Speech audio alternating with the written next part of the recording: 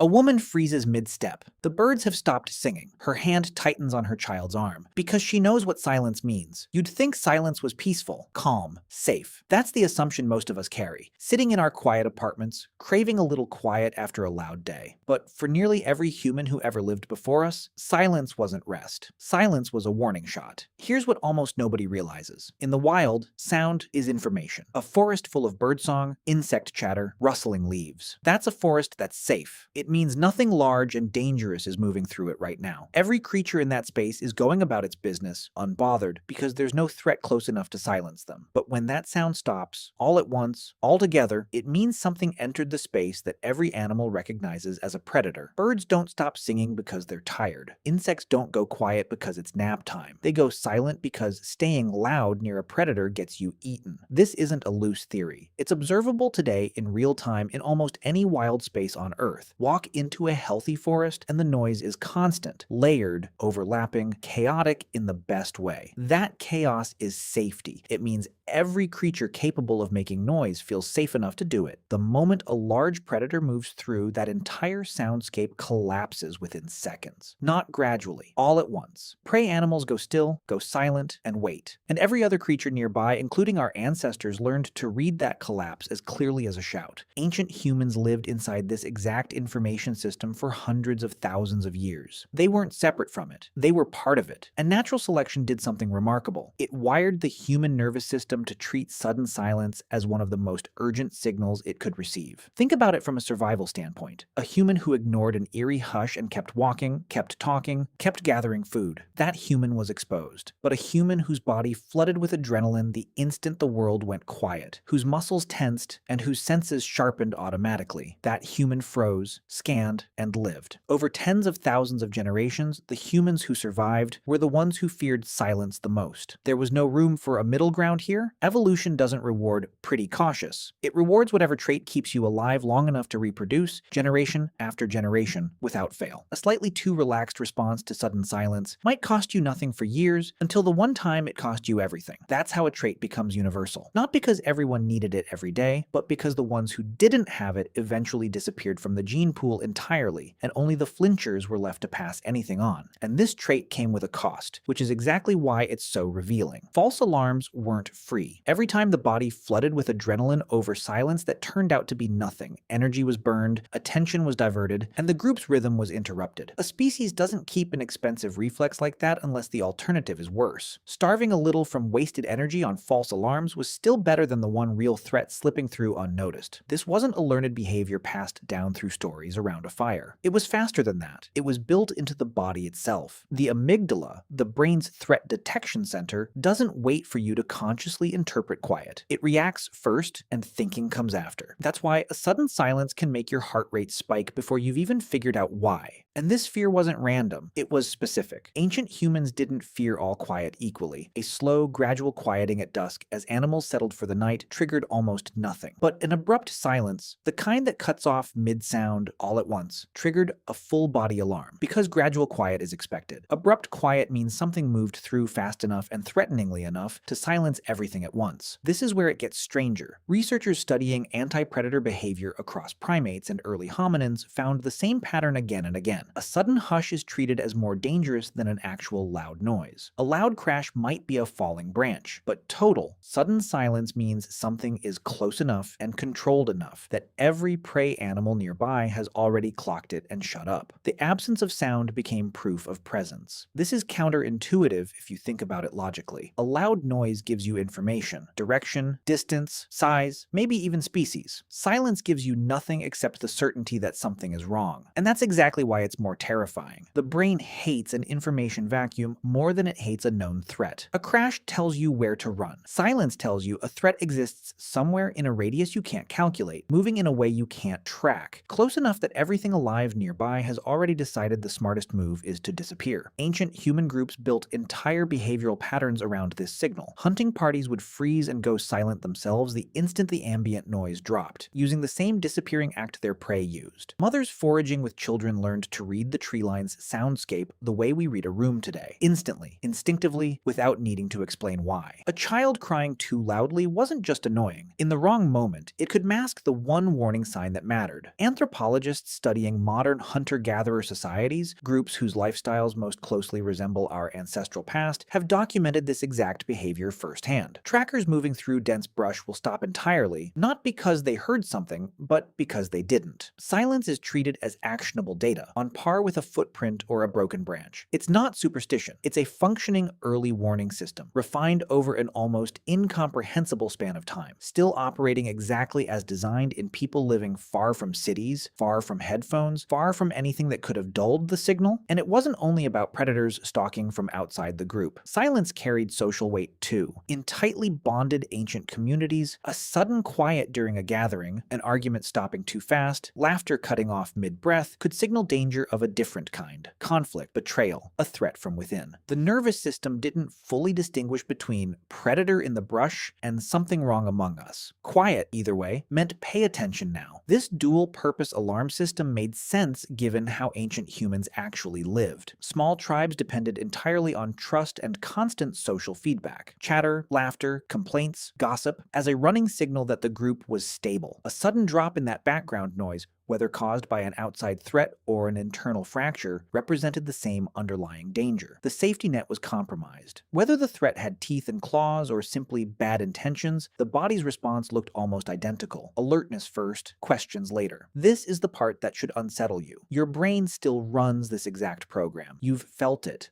A silent house when you expected noise, a quiet office when everyone should be talking, a phone that suddenly stops buzzing during a crisis. Your chest tightens before you've consciously registered anything is wrong. That's not anxiety malfunctioning. That's 300,000 years of pattern recognition doing exactly what it evolved to do. Think about the specific moments this shows up. A parent lying awake, straining to hear the ordinary creaks of a sleeping house, suddenly aware that one particular sound is missing. A hiker on a trail who doesn't consciously notice the birds, until they stop and something in the gut reacts before the mind catches up. Even in cities, stripped of forests and predators entirely, people report the exact same reflex when a normally noisy street goes dead quiet at the wrong hour. None of this is taught. None of it is cultural. It shows up the same way across continents, across languages, across people who have never once had to worry about being hunted. Modern life buries this instinct under layers of noise-canceling headphones and meditation apps, promising us that quiet equals peace. But your nervous system was never rebuilt for that message. It still runs the ancient code. It still treats sudden silence as data first and comfort second, if it ever gets there at all. We've built an entire wellness industry around chasing a stillness that our biology was never designed to trust.